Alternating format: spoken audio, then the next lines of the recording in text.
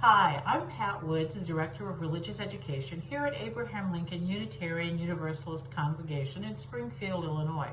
And I'm here today with your Time for All Ages.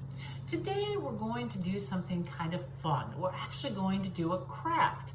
And what we're going to make today is going to be a penguin.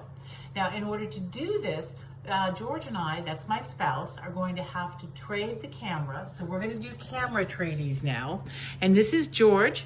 Hello everyone. And he's going to show you what you're going to need in order to complete this craft. You're going to need a piece of black construction paper, a piece of white construction paper, and a piece of yellow or orange or, well, beak colored construction paper. You're also going to want a glue stick, something to trace with, and a pair of scissors. And if you happen to have any googly eyes around the house, you might want to have some of those as well, although you can certainly draw the eyes with no problem. All right, so to put this thing together, the first thing you're going to do is put your hand on the paper, and then you're going to trace around your hand.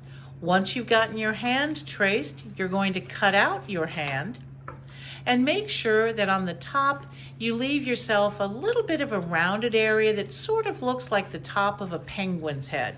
So what you're left with kind of looks like half an octopus, but there you go, it's going to be a penguin.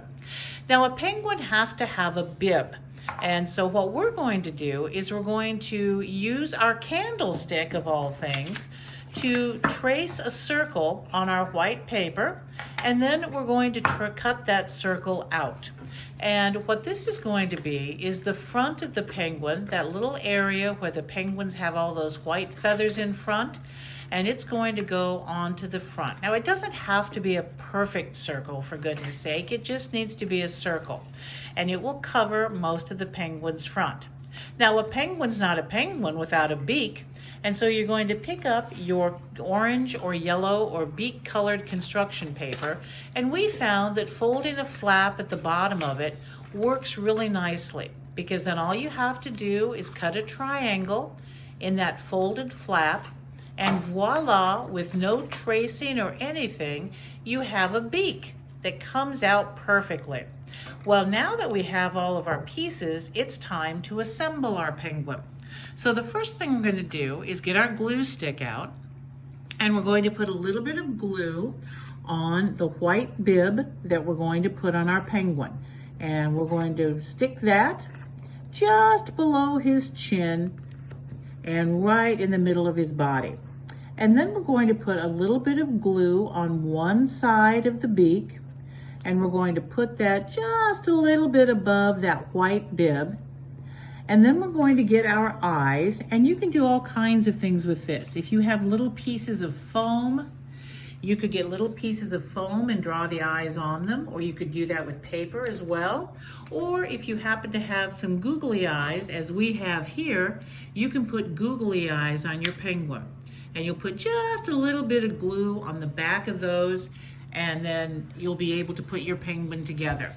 So you can see then, once you've got this done, you end up with a beautiful handprint penguin, and you might have one that looks a little bit different. It really doesn't make any difference. The important thing is that you put the penguin together, and it's a penguin that you like. So George, where are you going to put your penguin now that you've made it? Well, I think I might hang it either in my room or on the refrigerator. I think that sounds like a great idea. Where are you going to hang yours? I bet it's going to be wonderful. And we'll see you next week. Thanks for joining us. Bye-bye.